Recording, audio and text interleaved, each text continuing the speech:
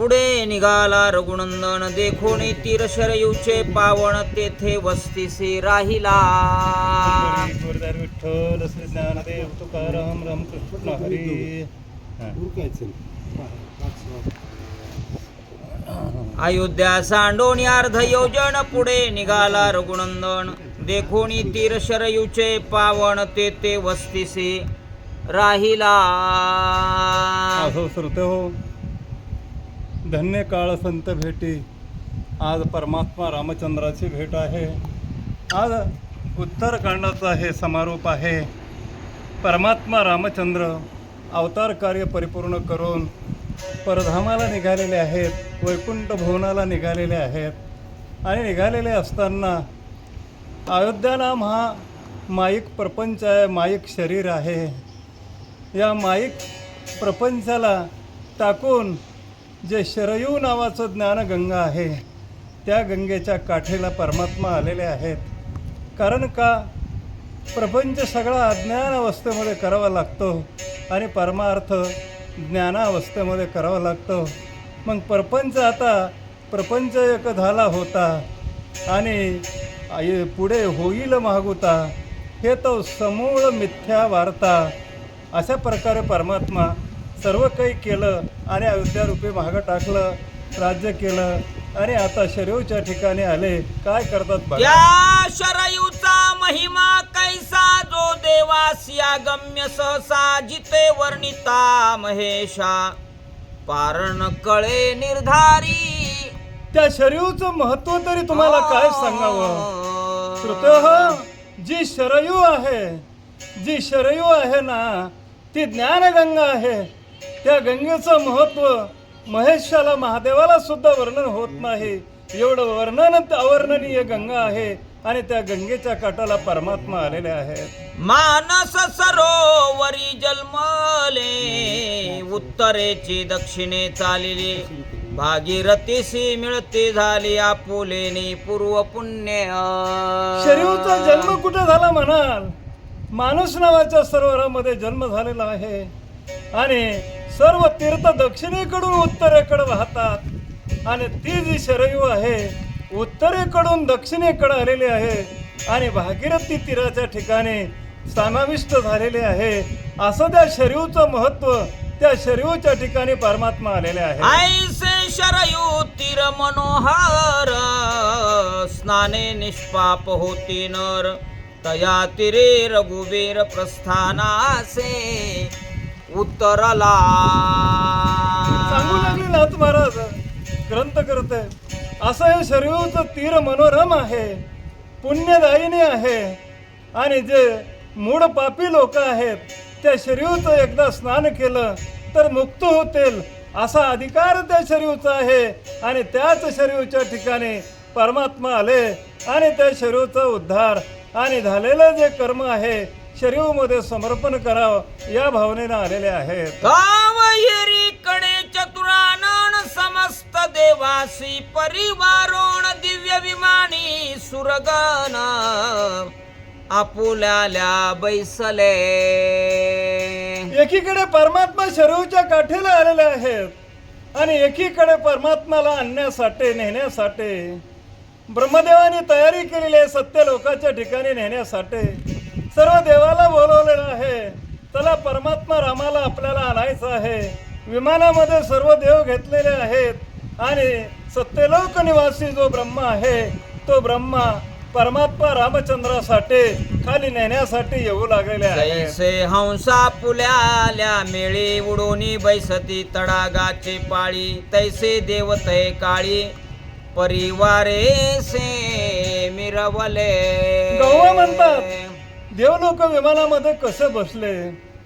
हंस असतात, हंस जसं तळ्यामध्ये सगळा आपला कळपत असणारा पक्षी सर्व एकदाच उडतात, एकदाच बसतात. ते पक्षी जसं बसावे असे सर्व देव एकाच वेळेला उठले आणि विमानामध्ये हंसासारखा थवा बसल्यासारखे बसले. गगनी विमानाची दाटी ऋषी मिळाले, कोट्यानुकोटी पात्यांतरी, लक्षोनी जगजेठी, श्रीरामाते ते काळी. गौवा सांगतो श्रोते हो, कोट्यावधी ऋषीवर मिळालेले आहेत. एक नाही दोन नाही, कोट्यानुकोटी ऋषी मिळालेले आहेत आणि रामाकडे कसं बघू लागलेले आहेत. रामाकडे बाह्य दृष्टीने बघत नाहीत, अंतरदृष्टीने बघतात. देवाकडे बघण्याला अंतर्वृत्ती पाहिजे, अंतर्मुख व्हावं लागतं. त्या अंतर्मुख अवस्थेनं ऋषीमुनी बघतात आणि आश्चर्य करतात, नवल करतात की काय परमात्म्याचं असणारं वैभव आहे, ज्ञानाचं वैभव, सगळ्याच आचाराचं वैभव, सगळं देवाचं सर्व वैभव आहे, गुणाचं वैभव आहे. हे सगळं ऋषीमुनी ध्यानात आणतात आणि आनंदमय होतात. विमानाचे ज्योतीचे नि प्रभावे, दश दिशा तेज हेलावे, तया माझी ब्रह्मदेवे पुष्पवृष्टी करी गेली. विमानामध्ये सर्व बसलेले आहेत आणि विमानाच्या प्रभावाने 10 दिशा सर्व विमानाची दाटी, पुष्पाचा वर्षाव, स्वर्गाहून देव करीताते. अहो परमात्मा रामचंद्राच्या डोक्यावर स्वर्गातून सर्व देव लोक फुलाचा वर्षाव करतात. का वर्षाव करतात? काय परमात्म्याचं जीवन धन्य आहे. परमात्म्याने या जगतासाठी किती कष्ट सहसले आणि या जगताला किती त्यावेळेस वागून सुद्धा त्या ठिकाणी प्रविष्ट केलं. नाही सांगून केलं, नाही शासन करून केलं. एवढं या जगताकरता आपला सर्व देह झिजवला परमात्म्याने.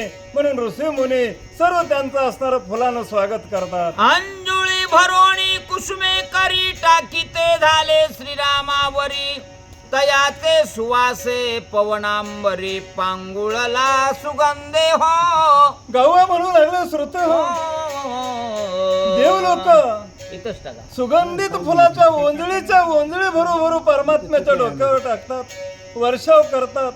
आणि फुलाचा काय आहे? सुगंध आहे, सर्वांगी सुगंध तो उगलाणार आहे. तसंच त्याप्रमाणे फुलाचा सुगंध जिकडं तिकडं सुगंध आहे. रामाचा सुगंध कशाचा आहे? आचाराचा सुगंध आहे, विचाराचा सुगंध आहे. नाही एकमेव त्यांचं चरित्र जे आहे ते सुद्धा सुगंध रूप आहे. म्हणले नाही का, ऋण झुन रे भरमरा, सांडी तू अवगुण रे भरमरा आणि भोगी तू सुगंधू रे भ्रमरा. तसं हा जो सुगंध आहे, कशाचा सुगंध आहे? साधू संताला रामाच्या आचारा विचाराचा जो आनंद आहे, त्या आनंदाचा सुगंध सगळे साधू संत भोगू लागलेले आहे. अप्सरा नृत्य करते गगने, गंधर्व सुस्वरे गाती गाणी, तव ब्रह्मा तय क्षणी श्रीरामासे बोलता झाला. काय आनंद आहे श्रोते हो, रामायणामध्ये किती आनंद आहे. ज्या स्वर्गाच्या देवांगना अप्सरा आहेत, ज्या इंद्राच्या अधीन आहेत, इंद्राच्या वैभवाला प्रलोभित पडलेले आहेत. पण एक क्षण असा आहे, इंद्राचं वैभव सुद्धा मिथ्या ठरलेलं आहे, इंद्रपद सुद्धा मिथ्या ठरलेलं आहे, ब्रह्मपद सुद्धा मिथ्या ठरलेलं आहे. आणि त्या देवांगना देव परमात्म्याच्या आनंदामध्ये नाचू लागले. नाही त्या आनंदाशी जोडा, सांगता गोष्टी लागती गोडा, आलासी आकारा मुच्या चाडा, तुका म्हणे भिडा भक्तीच्या. भक्ती प्रेम सुख नेनवे आणि का, भक्ती आणि प्रेम आणि देव हे सुख कोणालाही मिळत नाही. ते आज देवांगनेला मिळू लागलं, देवाला मिळू लागलं आणि त्या आनंदाने नाचू लागलेले आहे. विधाता म्हणे श्रीरामचंद्रा, भाग्य देखीला श्री गुण समुद्रा, परिवारेशिया नरेंद्रा, भक्त जना सुख द्यावे. परमात्मा रामचंद्राच्या समोर विधाता ब्रह्माजी पुढे आले. सगळ्याचे असणारे ते श्रेष्ठ होते, ज्येष्ठ होते. आणि पुढे येऊन हात जोडून म्हणतात की देवादी देवा रामचंद्रा, तुमच्या परिवारासहित आम्हाला दर्शन झालं. नाही आमच्याही परिवारासहित तुमचं दर्शन झालं. ब्रह्मदेवाचा परिवार देवलोक आहेत आणि राम परमात्म्याचा परिवार अयोध्यावासी लोक आहेत. अयोध्यामध्ये मृत्यू लोकामध्ये जन्माला येऊन काय करावं लागतं, काय केल्यानं काय होतं हे दाखवण्याकरता मूर्ध काय म्हणले की वैकुंठी ते ऐसे नाही, कवळ काही काल्याचे. हे जे साधू संतांना म्हणलेलं आहे ते परमात्मा तुम्ही आम्हाला प्रत्यक्ष दाखवलं. जे लोकांतरामध्ये नाही ते वैभव आम्हाला आज तुमचं ज्ञानाचं गुणाचं आनंदाचं बघायला भोगायला मिळालं हे ब्रह्मदेव म्हणू लागलेले आहे. तू वैकुंठाचा नायक तुझ नेनती मतिमंद लोक तू यज्ञभोक्ता पुण्यश्लोक अचिंत्य अव्यक्ता स्वरूप तुझे. स्वतः चतुर्मुखानं परमात्म्याचं वर्णन ब्रह्माजी करतात. देवा तू सामान्य नाहीस, तू मृत्यू लोकामध्ये अवतार धारण केलेला आहेस, तू वैकुंठातला वैकुंठवासी परमात्मा आहेस, तू विष्णू नारायण आहेस आणि तूच या मृत्यू लोकामध्ये राम म्हणून जन्माला आलेला आहेस. जन्म न धरावा पण न धरता धरलेला आहे आणि असा जन्म धरून असा अवतार धरून परमात्मा तू ही जगामध्ये प्रसिद्ध अशी कीर्ती केली, आचार सिद्धता केली, विचार सिद्धता केली. देव काय, परमार्थ काय, भक्ती काय, ज्ञान काय, वैराग्य काय आणि त्याग काय आणि भोग काय या सर्वांचं जे काही असणारं ज्या लोकांना संशयात्मक होतं ज्ञान ते खुलासा करून तू जगामोरे ठेवला. म्हणून आमचं जीवन तुला बघण्यामध्ये धन्य आहे. तू गुणातीत निर्विकार तू निष्कर्म निरुपचार श्रुती शास्त्रासी न कळे पार तू अगोचर निज वेदा. ब्रह्मदेव बोलू लागले देवादी देवा रामचंद्राला, रामा रामा रामा तुम्ही गुणाच्या अतीत काय म्हणलंय तुका म्हणे जन 3 गुणाच्या अधीन जगत केलेलं आहे. कारण का सगळं जगतच 3 गुणाच्या अधीन आहे पण तू गुणाच्या अतीत आहेस. नाही नाही तू सगुण नाहीस, तू निर्गुण नाहीस, नाही नाही तू रजोगुणी नाहीस, तमोगुणी नाहीस, सत्वगुणी नाहीस, तू त्यावेळेस असणारा अजन्मा परमात्मा आहेस. पण असं असूनही या विश्वासाठी या मृत्यू लोकातल्या लोकांसाठी त्यांच्या उद्धारासाठी त्यांच्या आचार विचारासाठी तू अवताराला घेऊन सर्व तू त्यांना चालू परिस्थितीमध्ये कसं वागावं स्वतः सांगितलं आणि पुन्हाही चरित्र रूपानं जन्मोजन्मी युगानुयुगी या लोकांना कसं वागावं या चरित्र रूपानं तू घडवलेलं आहे. देवा या जगाचा उद्धार तू केलेला आहे. तू नाही जन्म मरण वार्ता तू सर्व साक्षी सर्व भ्रता तुझे ध्यान कैलास नाथा रात्रंदिवस हेची पै. ब्रह्मदेव स्वतः मुखानं देवादी देव परमात्म्याचं वर्णन करतात. अरे बाबा देवादी देवा तुला जन्म नाही, तू अजन्म आहेस, तुला मरण नाही, जन्मच नाही तर मरण कुठलेला आहेस. आणि असं नसून तू कसा आहेस, तू सर्व विश्वाचा साक्षी आहेस. कारण का तुझ्या रोमरंध्री ब्रह्मांडे सकळ विराटमय खंडे ऐसे महाभूते प्रचंडे तुझ्या अंगी दातारा. तुझा अधिकार तरी केवढा आहे. अनंत ब्रह्मांड तुझ्या एका एका रोमावर असणारे आहेत आणि या ब्रह्मांडाचा साक्षी तू आहेस. या ब्रह्मांडातले जीव मात्राच्या कर्माचा साक्षी तू आहेस परमात्मा. एवढा तू काळ नियंता, एवढा ब्रह्मांड शासता असूनही तू आमच्यासाठी मनुष्य रूपी अवतार धरलेला आहे.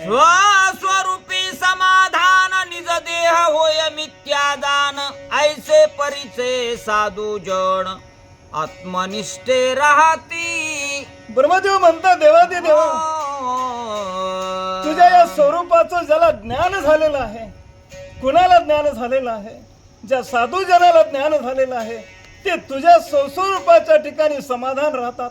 कसे राहतात का हे विश्वचे माझे घर ऐसी मती जयाची स्थिर किंबहुना चराचर आपण झाले किंवा आपणची विश्व झाले भेदभाव सजची केले म्हणून द्वेष उठेले त्या पुरुषा.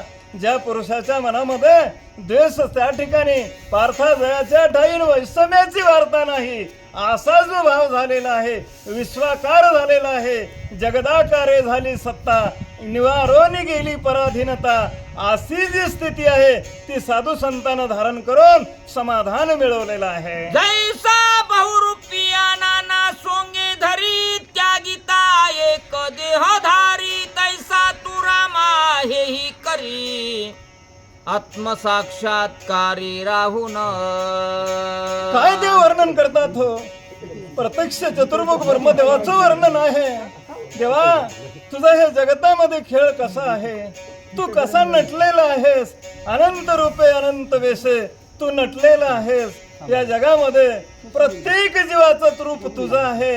आणि जसं एखादा असणारा राईंदर म्हणा, एखादा नट म्हणा, नाना प्रकारचं त्यावर रूप धरतो, लगेच कपडे बदलतो, लगेच दुसरं रूप धरतो आणि जे रूप धरलं ते पार्ट आपलं कडीला करतो. तसं परमात्मा तू ज्या ठिकाणी जे देह धारण केला त्या देहाचं तू पार्ट कडीला काढतोस. कसं काढायचं ते तुला माहित आहे. हे आम्ही तुला ओळखलेलं आहे. भुजंग सांडे त्वचेते काय हानी होय देहाते, तैसे श्रीरामा माने निज स्वरूपाते ठाई ठेवी देवादी देवा. वर्णन करतात ब्रह्मदेव. अरे परमात्मा रामचंद्रा, या देहाचं काय महत्व आहे.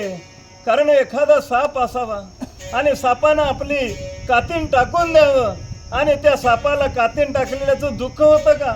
दुःख होत नाही. आणि सुख होतं उलट. त्या कातणीचा काहीच नाही, भाव सुद्धा वाटत नाही.